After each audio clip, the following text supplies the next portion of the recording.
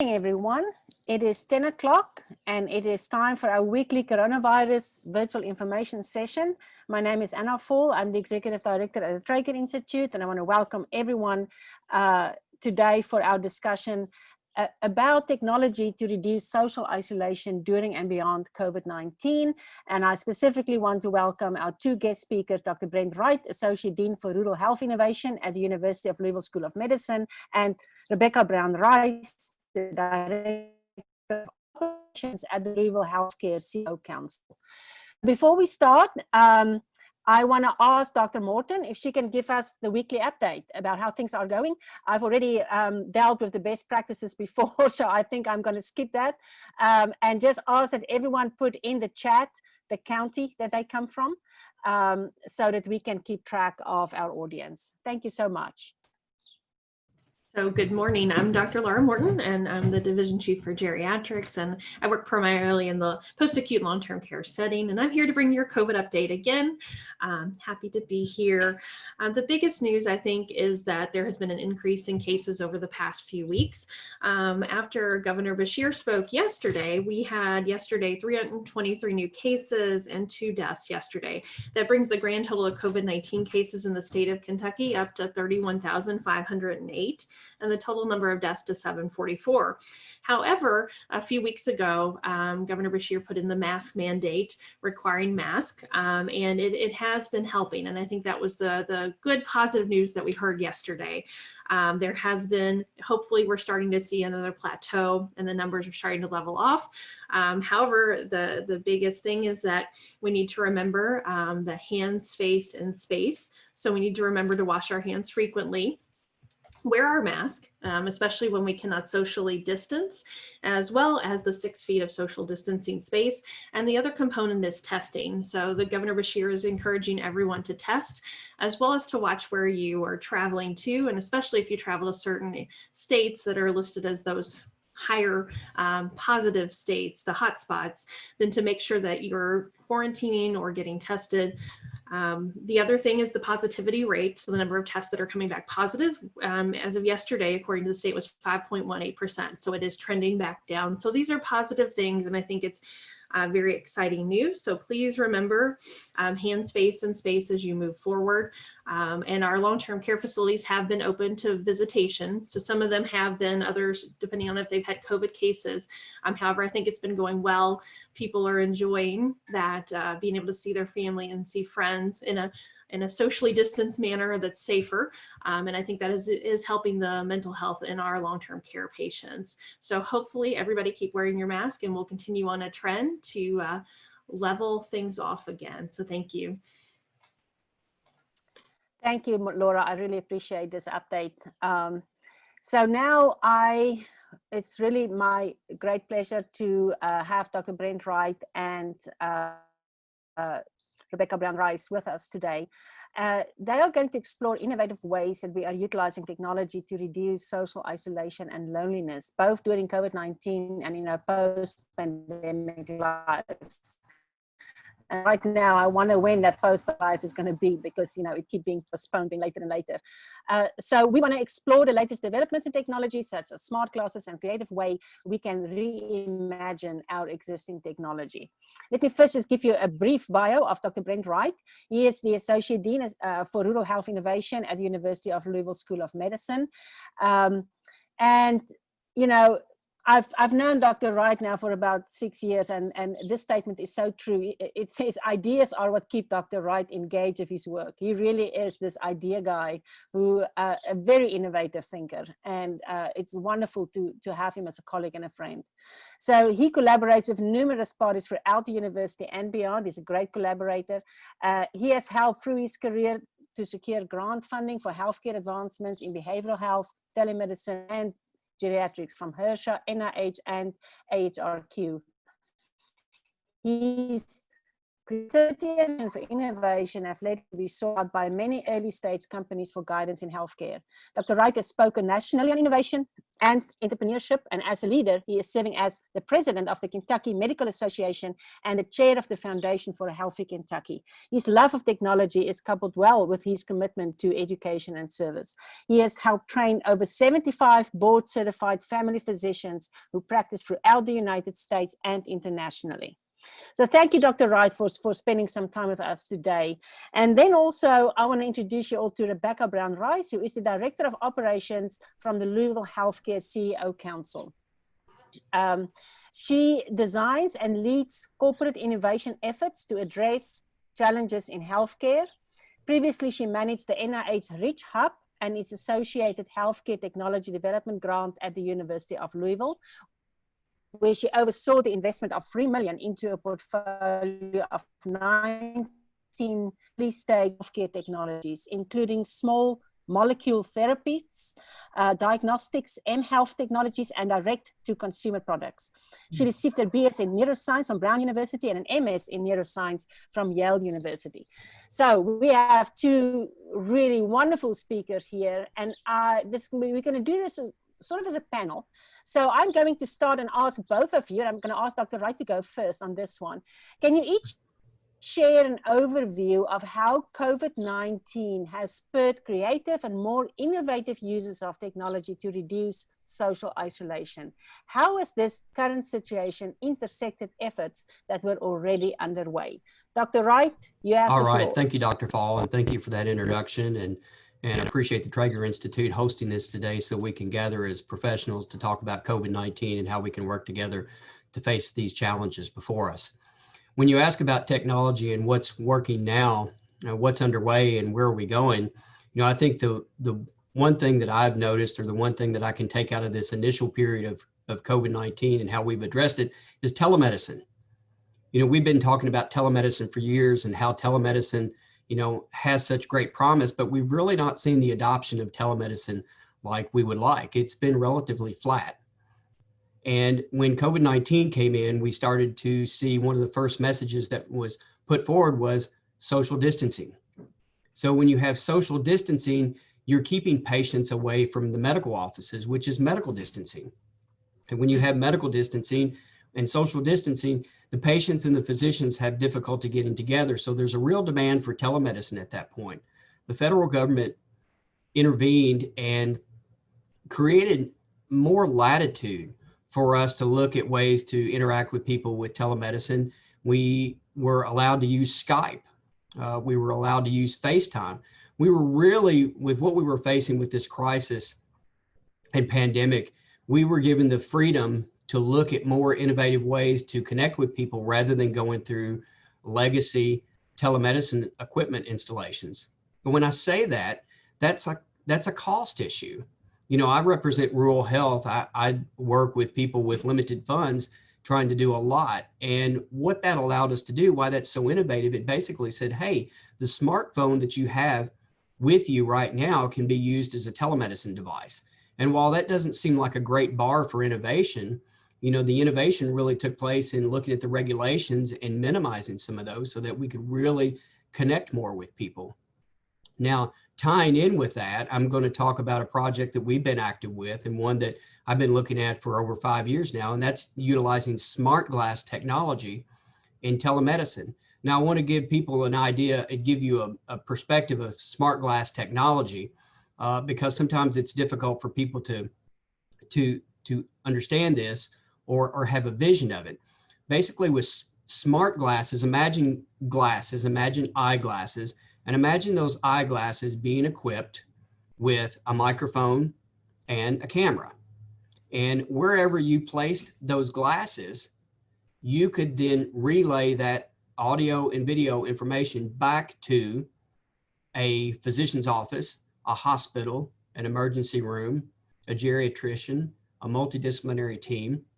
You can connect. So let me pause there and relate that to what we're seeing take place in society. How many people have seen the commercials about who's at your front door, who's dropping off a package, who's coming to see you? I believe the company's called Ring, and you have that information coming to your smartphone. You're not there at your home, but the audio and video allows you to know who's at your front door when you're 1 mile away or 1,000 miles away. So couple that with what Smartglass technology enables you to do.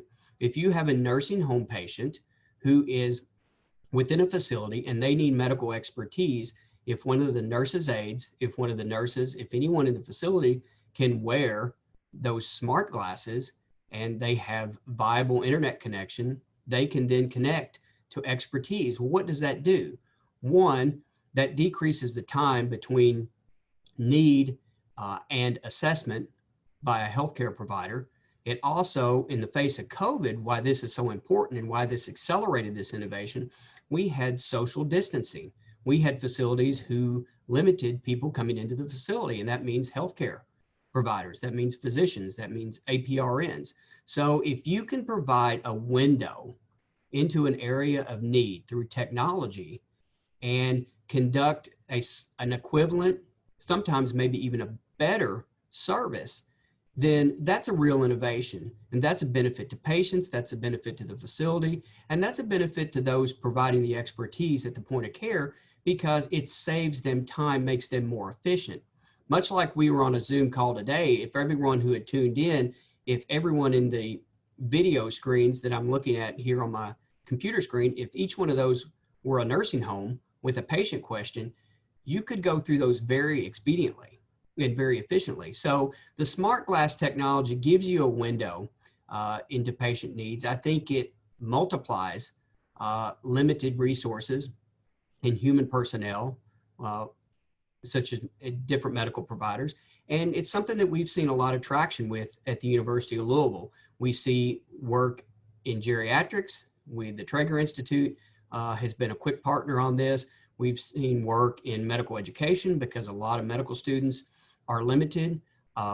Nursing education, anybody who needs clinical training that may be limited during this time can receive that clinical training virtually so they can advance their knowledge, advance their career.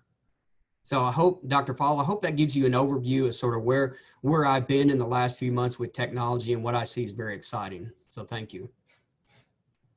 Yes, thank you so much. Rebecca, your turn to respond to all these exciting new things. Yeah, well, thanks, Dr. Fall and team, for having me. This is an absolute pleasure. And like Dr. Wright, COVID-19 really slammed a foot on the accelerator for the work that we were doing at Lhcc.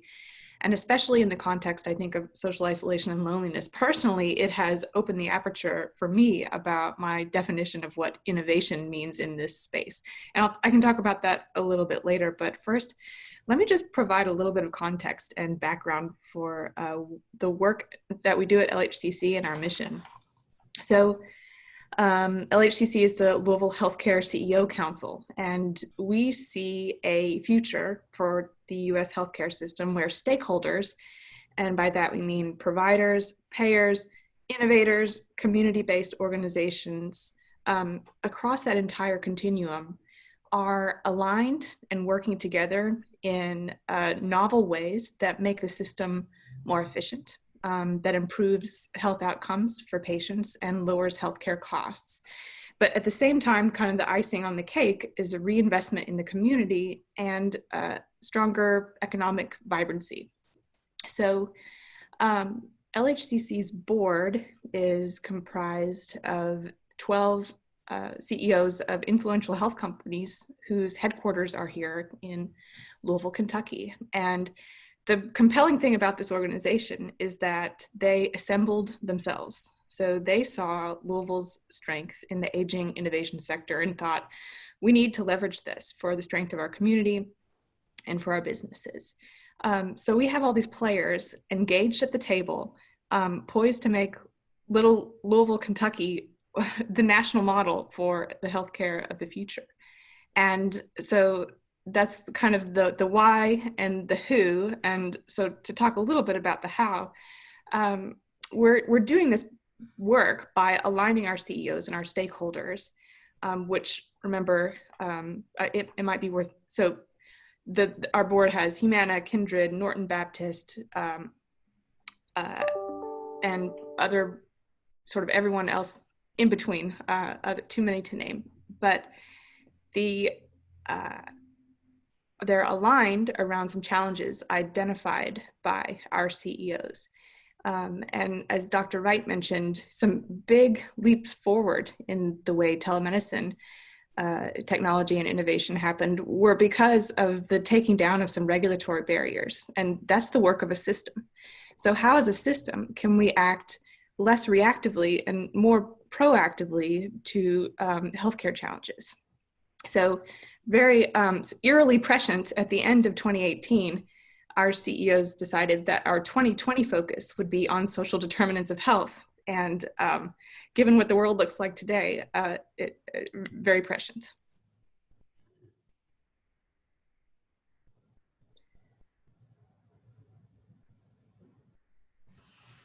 I'm sorry, I was on mute. Can I ask you, Rebecca, can you share a little bit with us the call for innovation addressing social determinants of health from the Louisville CEO Council, which includes social isolation and loneliness? So tell us more about this initiative, both in current COVID-19 climate and beyond. Yeah, so our current global call for innovations just closed last week, and it's sort of the middle step of our process to uncover innovation and technology that's happening in this space. But it grew out of some work that we did, a big body of work that we call Discovery Labs at Lhcc. And so when our CEOs identified that social determinants was our focus priority for 2020, we went into individual member companies and talked to frontline workers all the way up to the C-suite to understand their challenges and barriers around social determinants. So we got a lot of different bites of this elephant, right? From big companies to little companies, payers, providers, regional companies to national ones. And so we were able to use this insight from all these different perspectives to look across the entire continuum of care and see where there was consensus. So like most other verticals within the big SDOH umbrella, if you're socially isolated, you're likely to have other social needs. It's sort of a multiplier for the health inequities that come with all those needs. So, and there's a body of evidence really that backs that up. Some of the stats you see are that if you're an older adult and you have and you experience loneliness, it could be as bad for your health outcomes as smoking 15 cigarettes a day. We also found that Kentucky ranks 48th out of 50 states for risk factors for loneliness among older adults. So we took this information and what we heard from our member companies, and especially on the provider side, that there isn't a lot of incentive out there for innovation to address social needs because there isn't a payment model for it. And part of the reason that payment model isn't there is that there isn't this big evidence base from the business side, the clinical side, and the community side to really draw conclusions about the effectiveness of investment into these kinds of interventions. So, and that's been historically, a lot of different metrics have been used to measure social isolation and loneliness, two completely separate concepts. And so it's really hard to take a look at the accumulation of evidence and draw strong conclusions. So let's use LHCC's assets, this visibility across the entire spectrum of care, and deployed some interventions directed at social isolation and loneliness and measure the impact with the rigor required of clinical, level 1 evidence-based medicine. And so we can really make the case, business, clinical, community case for investing into social determinants of health.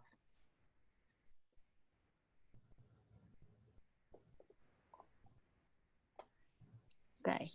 Now I'm going to ask Dr. Wright a question. What are the particular social engagement challenges facing older adults in rural communities? What new technology or new technology applications do you see as most promising for reducing social isolation, specifically for rural older adults? That's a great question. I think that, probably one that I'm challenged with to, come up with the right answer myself, even though that I'm coming here from Glasgow, Kentucky today. Glasgow, probably don't consider ourselves as rural as some of our surrounding areas, but what I know in rural culture is that, people are very familiar. They want to be around other people. It's somewhat of a paradox in that people in rurality, it's about not having a lot of people in a large geographic space, yet that creates a kinship network that people want to get together. They want to get together with their families. They want to go to restaurants and celebrate birthday parties. Churches are very important, not only to attend, but also for social gatherings. So those are the type of issues that have been disrupted. Those are the type of venues that have been disrupted from COVID-19.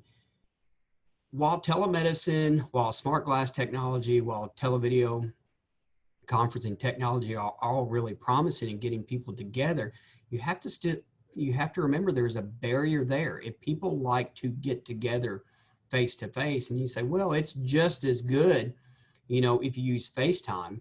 Well, you got to think, you may be telling that to someone who doesn't have a smartphone. You may be telling that to someone who does not have the internet. Maybe telling that to someone who, doesn't know how to type. And I'm just saying that you may be telling that to someone who does not have access to great bandwidth or is not able to afford, high-speed internet. So those are some of the challenges. You have cultural challenges, you have engagement challenges, and you have real, issues, financial and just availability challenges. I think if you want to talk about promising, I think that what's promising to me is if we could see groups in rural areas in the midst of COVID-19 to utilize technology such as the technology we're utilizing this morning, to where maybe Sunday school groups could meet, where, PTA groups could meet, where families could meet and have, birthday celebrations. We thought we were out of this, and at the end of May and in June, and I think the way people behaved then, people were so eager to get back together. I think we, encouraged or precipitated more spread of COVID-19. So, these tools, while technology is promising, is no replacement for the real thing, and that's people being together, people being in the same room. I would much more prefer to give this talk in the conference room at the Traeger Institute, and even if it was with a small group of people, because right now you think about isolation. I'm isolated here trying to talk with you. I have no one other than a few small thumbnails on my computer screen to interact with and engage with. So rural areas really face a challenge on numerous areas in adoption, in just basically the infrastructure, and making it a routine part of life. Workflow is everything. And I think to make this a part of the workflow is still a challenge as we move forward, but COVID-19 has helped accelerate that. Just as a follow-up question, Dr. Wright, we have been struggling with exactly what you're talking about now, the lack of the technology and the lack of internet access. So what do we do? Do you have any great idea for how we can accelerate internet? We know that Kentucky is doing really bad in terms of, specifically in rural areas with internet. What can we do? Do you have any great idea for that? Well, as you mentioned in my introduction, I'm a collaborator. That's what I love to collaborate, and I love to, work in teams, and with my co-presenter here today, I'm listening to the CEO Council, and I know members there, and I think I know the former chair of that council. To me, it's going to take leadership and advocacy. It's going to take our knowledge of what's happening on the ground. It's going to take working with those groups that have a lot of leverage, that when they go into Frankfurt, and sit down with legislators, that they say, look, we need to work on the bandwidth, infrastructure of this state, because it is now an issue of public health. I think we see this very clearly now. So, working together, if you're going to look for a good idea, it's work together. It sounds simple. It's not always easy, but work together with leverage. and combining that vertical, knowledge on the ground to the power at the top, that's how we're going to address this. Yeah, thank you. Let me ask Rebecca a question related to the CEO Council, and also, in Louisville, as an aging industry hub, how do you see Louisville leading in the innovation space to increase specifically social engagement opportunities for older adults?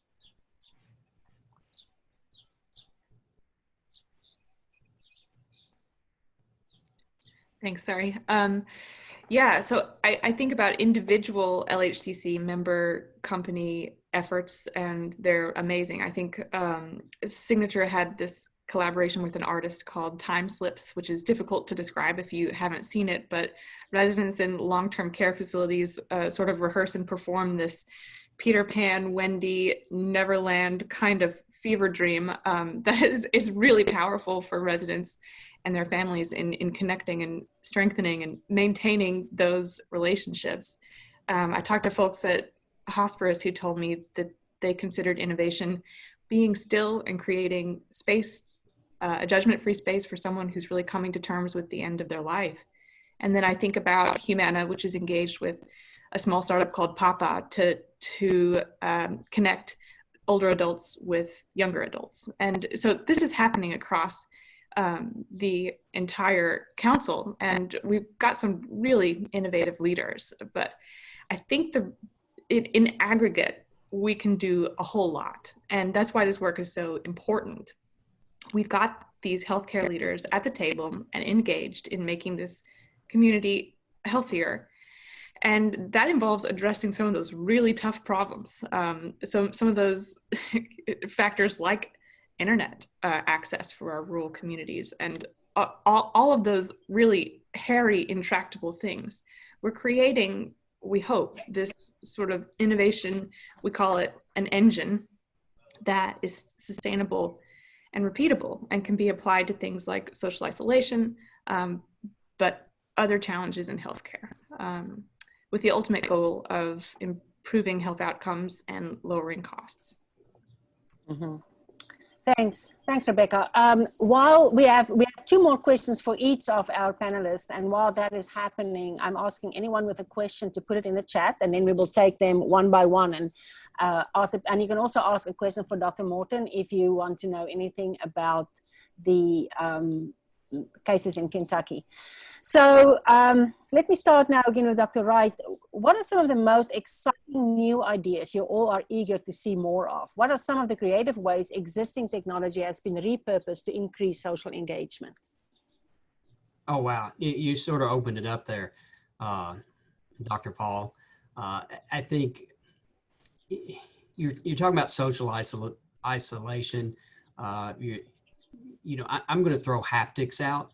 It's not something that I see talked about a lot, but it's a way to use feeling with technology. I think if you thought about how you use haptics anyway, I would think like a heating blanket, electric blanket, or a heating pad or something like that, maybe a back massager. But I think when I would apply the sort of the new age of haptics, you have to look at blankets and shirts in different ways. I was preparing for this. I think we talked about it maybe on a previous talk about how you could hug from a distance.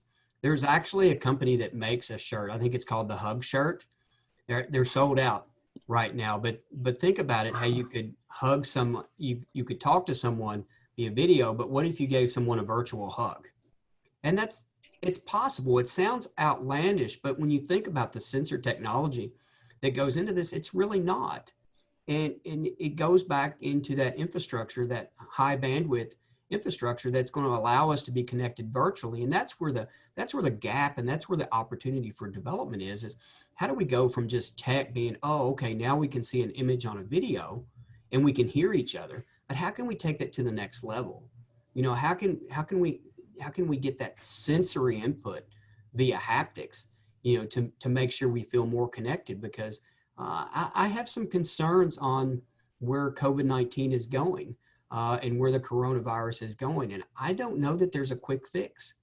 I try to be pragmatic. I try to be fair. I try to use, the knowledge that I have. And, I just think we have to be very cautious. I think we have to use a lot of caution as we reboot society within COVID-19. Other issues I'll touch upon, because I know time's precious here. AI, I really like artificial intelligence and what it's going to allow us to do. I think artificial intelligence to me it frees more time for us to be human beings. Because I believe in our current development cycle of technology, we've chased technology at the expense of humanism. To me, I want technology to be at a place to where we can be more human with technology in the background. If you look at real practical tools with technology, virtual reality, augmented reality, there's work. I believe there's a Louisville company doing some work with virtual technology and, with the goggles that you see. I think there's a lot of ability there with therapy and imagery and other aspects of care that can be utilized. So it's a really exciting place. So I throw those out there, and then it really be more fun to interact with questions. So I'll just end my comments there. Thank you, Dr. Wright. You actually sent me an article yesterday about a blanket that you can use while you watch a movie. I had to ask my engineer husband to explain it to me. I was so confused. But what a wild idea if you can wrap a blanket around you and you can experience some of these feelings and emotions from the movie. It's wonderful. It's such a great idea that can move us so far forward. So, Rebecca, anything you want to add about any of these new and creative ways we can engage with technology? Yeah, well, listening to Dr. Wright, I think we're aligned, and I would call us both cautious techno-optimists, if that's fair. But really, this COVID-19 has really made me come almost around to the other side and embracing the more lower tech. Some of the most compelling sort of solutions in this space I've seen have been have your family create a picture, layout magazine for your older adult in a care home who you don't get to see as often as you would like. And now you have something to talk about if they can't pull it up on their phone for a lot of those barriers that we talked about earlier. And I think to take it like a couple of clicks back, I think part of the innovation here is getting creative around this narrative that we tell. I think as Americans, we kind of might let our rugged individualism really get the better of us sometimes, where we have this kind of narrative of life where you're born and you work and you slowly deteriorate and you get sick and you die and you do it alone. And we've got to change that narrative, and we've got to change the story to one that is more supportive and really creates a network for older adults as they age. Thank you. Now, last question, and then we're going to open it up for questions in the chat. So now I know you two are both optimists. Let's go with the biggest challenge both of you think that will prevent technology innovations from being accessed by members of the community, and what can we do to address it? Dr. Wright? I'm going to say user interface and user experience. We develop technology for technology's sake, not because of technology that people want. I think that's the the first sin of an entrepreneur is to not really engineer a product or that people want. So you're there pitching for $1 million, and someone says, "Well, what's the proof that anyone wants this?" Yeah. You can't be Apple, and everyone's not going to be Apple and engineer something that's so magical that everyone's going to be drawn towards. That's such a rarity. And I think the points that Rebecca made, really resonate with me from a practicality standpoint.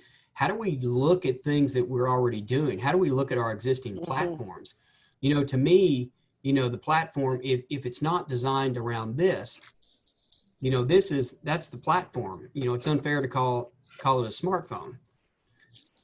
So I agree. And if it's not designed well, if it's not designed for people to use it, it's not going to be used. So that user experience, that UX, you know, I can't stress that enough for any technology that's being developed. And if you're going to look at a more basic level, it's money. You know, it's time and money. When you design technology, it's very expensive to program.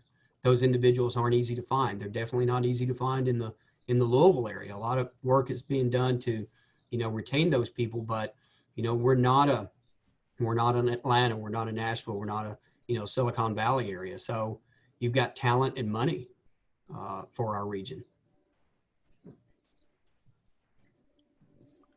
Thank you. Thank you. Rebecca, you have the final word on what are the biggest challenges.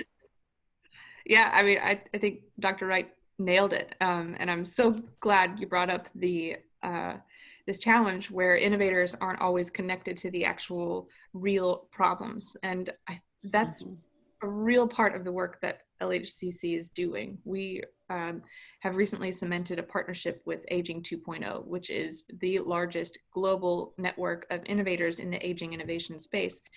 And our work now is connecting them to these corporate healthcare business challenges that we discovered through our discovery work, and making sure and being that translator so that these challenges get described in a way that an innovator can use and move forward with. And so I'm going to take the supply side from answer to this question, in that we need to fill the pipeline with really good ideas. And to do that, we've got to start with the challenges, the problems.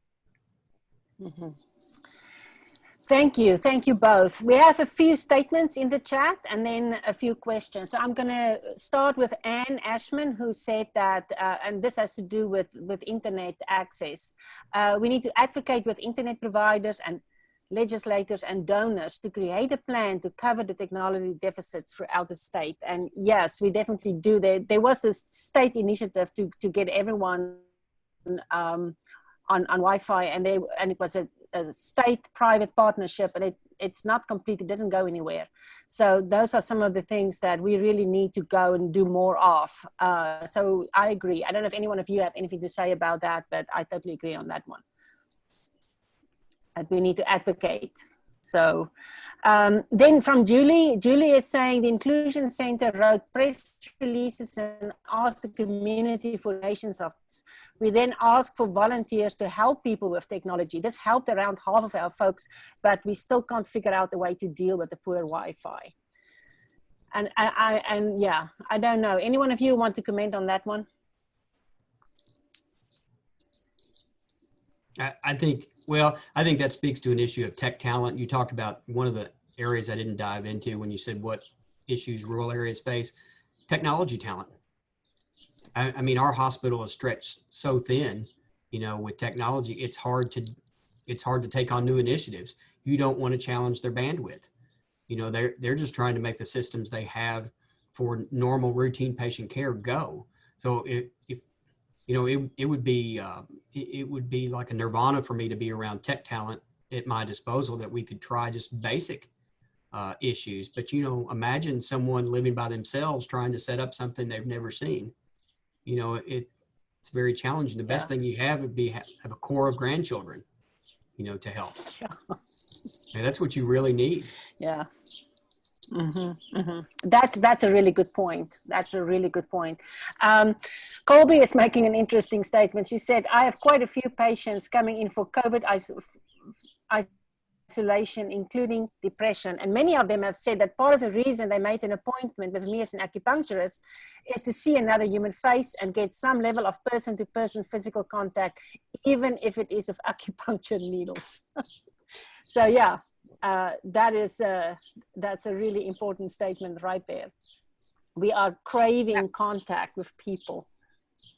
We see that across the council too. A lot of unnecessary ER visits from people who just want to see someone face to face, and longer call center duration for member companies just wanting to hear a voice on the other end of the line. So definitely. Wow. Okay, so now here's a question from Dan Abel to Dr. Wright. Are there any remote lab type tests for rural deployment?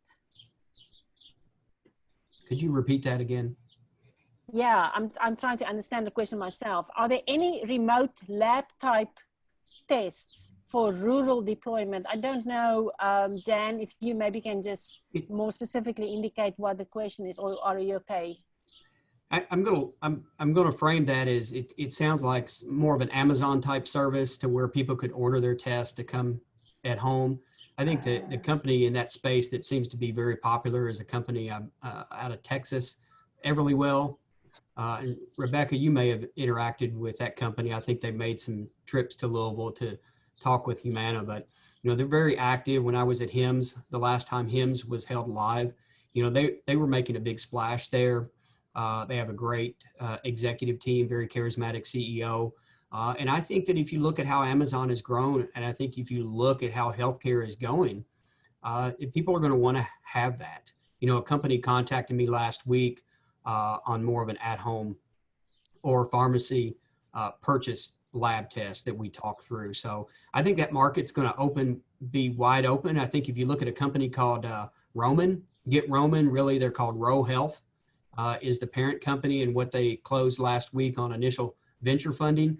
I think that people are going to want to access healthcare in very convenient ways. And then you still have the issue, though, it's not all going to be about technology and the Amazon type of healthcare. There's still going to be that need for engagement, for touch, for telephone, for conversation. It's a shame you have to come in for a $1,500 ER visit just because you're lonely. I mean, that really is, that speaks to a failure of humanity more so than the system. Yeah. Another question for you, Dr. Wright. Are there any use of Alexa type of voice tech to help improve the social network? It's a great question. I don't know that there's anything specifically. I think that gets back to, the point that was made earlier by Rebecca. How do we take the existing platforms and blow them out or amp them up, in a way that we can really provide better care? So I think that's something that, is out there and is available. I'm not aware of any particular efforts. Mm-hmm. Mm-hmm. Privacy is a concern around those devices. Right. And we actually, as part of some funds we received from the CARES Act, we are buying some of the Alexa, well, not Alexa specific, but Echoes, Amazon Echoes, and Facebook portals for isolated adults with a friend, a volunteer, to try and we're going to have little manuals to train people how to use these technologies and make sure that their privacy is intact. So but we hope that will be at least something that can help in this world. Okay, so from Brianna, there's a question. These technology ideas are great ideas, but I have been seeing long-term care facilities that are having a hard time connecting their residents. How can we help these facilities and their workers help teach the first stages of, for example, Zoom? They might be low in staff right now, but these residents can cause huge frustrations in older adults and can cause negative effects. How do we get past this? So how do we train those isolated people in long-term care facilities how to use something like Zoom? So this goes to my point of user interface, UI, or user experience, UX. Do we need to be training people how to use complicated technology, or do we need to engineer technology better? I'm more of the camp that we need to engineer technology better so that it can be used efficiently and allow us to work. Because if you look at electronic medical records, we've spent a long time in the profession working with the record as opposed to really taking care of the patient one-on-one. So to me, that's a philosophical issue on how technology is deployed and designed and utilized. Yeah. A question from Joe. Joe Ambrosio, how do we expand reimbursement for innovative patient care? For example, why has it been so difficult to get reimbursement for innovative technologies or even more low-tech innovation like wellness services that promote health, like acupuncture, massage, biofeedback? We are facing a greater pandemic than COVID, and it's called obesity. What innovations are being promoted to address obesity? Okay, there's actually two questions in here. So it's reimbursement for innovative patient care. Any thoughts on that? Yeah, that's part of our work at LHCC. The idea would be, from my vantage point, from looking at the research out there, it's not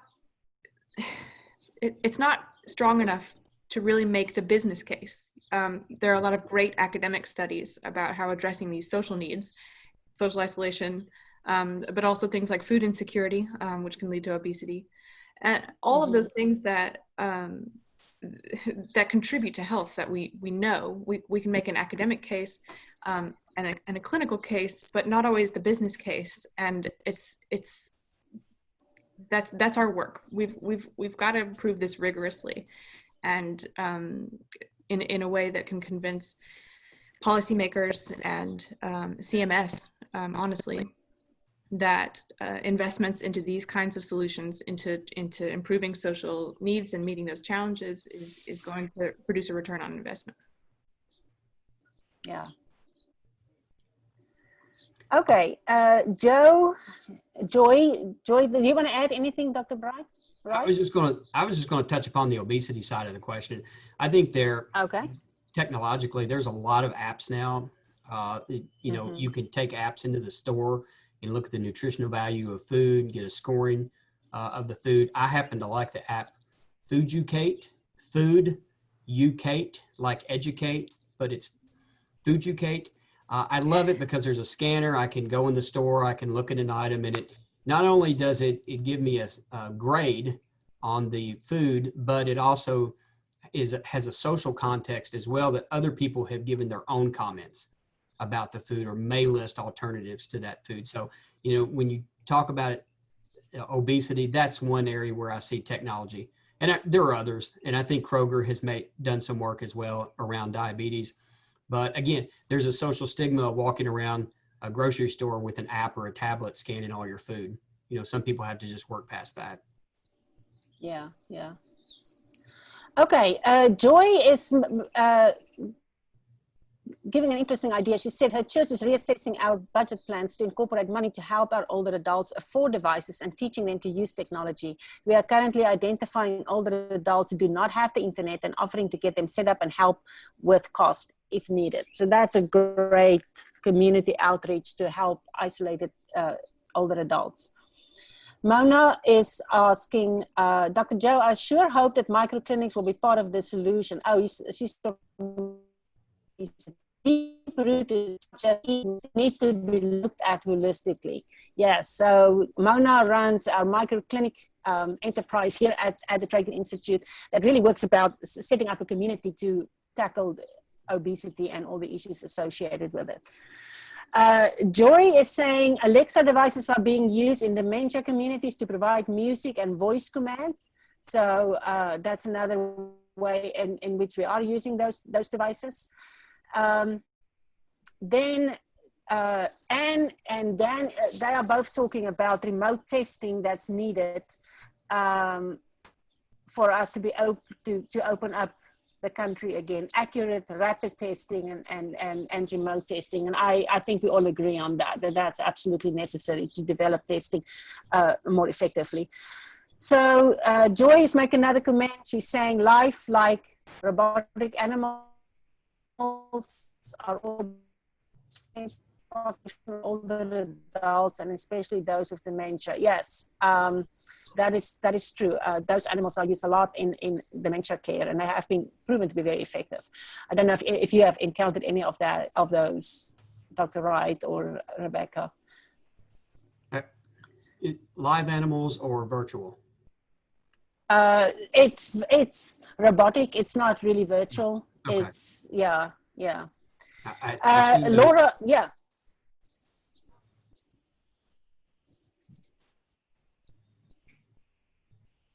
Some families have good reports with those.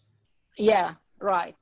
So Laura is saying I have patients in long-term care with FM pictures on their Alexa to allow them to see rotating pictures. Other families will use it to drop in on their loved ones in the facilities. So yeah, so that has been used as well in long-term care. So there's a lot of technology ideas that's coming in the chat. That's really good. Diane is saying, I teach a larger group of nursing students who are available this fall to assist with any current projects that are working with decreasing social isolation of seniors.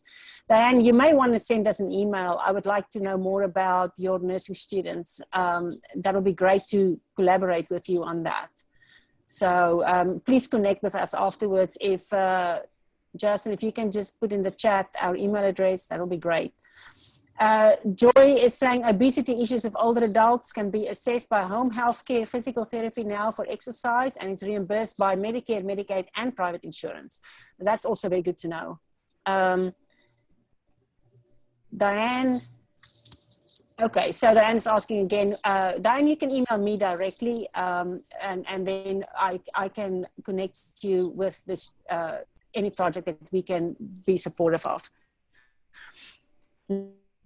So, the free proactive choices in which a wellness coordinator calls folks to help them set up a home exercise program and to talk about healthy meal planning. All is done via phone. Low tech at this point, but it's been great for those who are home limited. So that's, again, talking about going back to the basics, using a phone.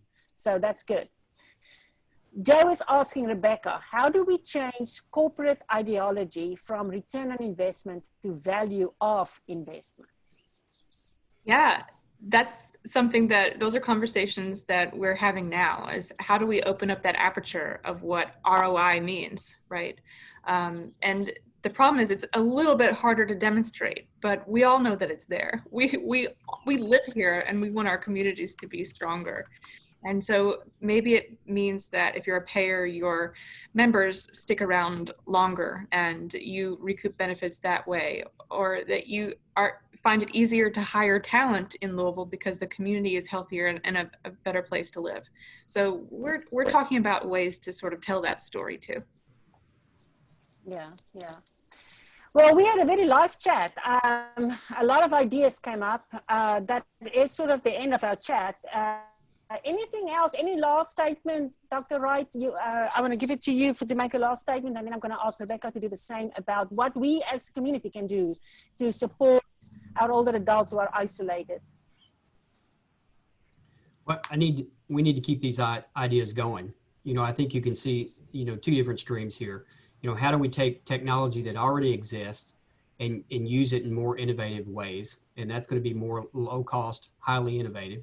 And then we're still going to have to keep our ideas our goals out there on how we can take technology and advance it further. Part of that's going to be on having greater bandwidth, but still there's discoveries to be had out there, and there's opportunities to bring those into the communities that we serve. So I like to collaborate, and I think teams are vital, and teams made up of many diverse members, from local communities to state stakeholders to corporate stakeholders. That's the only way that you're going to get the diversity of opinion and knowledge to really make lasting and sustainable change. Yeah. Final word from you, Rebecca? Yeah, I echo that. Let's keep this conversation going. One of my favorite things about Louisville is that it's large enough to be the home of some real healthcare titans, but it's small enough to get them all around the table with all of the other stakeholders we need in that room and beyond to really affect change and address these really tough, hairy, deep-rooted problems in healthcare. Yeah. Rebecca and Dr. Wright, it's been a really engaging conversation. Thank you for everyone who added to the chat. I just want to make sure that I let you all know that due to staffing issues we're going to have for a little while, our Natalie Pope is leaving us. We are going to see how it works if we do this session every 2 weeks and not every week. But stay tuned, we will send out a notice about that. But right now, we believe these sessions are really important. And when we did the poll, it indicated that they wanted to go on weekly. But just because of some really serious staffing concerns, we're going to try and do it once every 2 weeks. And we will add then another, the Tuesdays that we do not have this one, we're going to focus on a Project Echo related to long-term care and the care of older adults during COVID. on those. So we're still here every Tuesday, but we're going to alternate a little bit of what we do every Tuesday. But be on the lookout for some emails and we will let you know what's going on. And I want to thank everyone for a great session. It was great to be back after 2 weeks on vacation and having such a great, lively session. Thank you so much, and we'll see you all soon. Thank you. Thank you.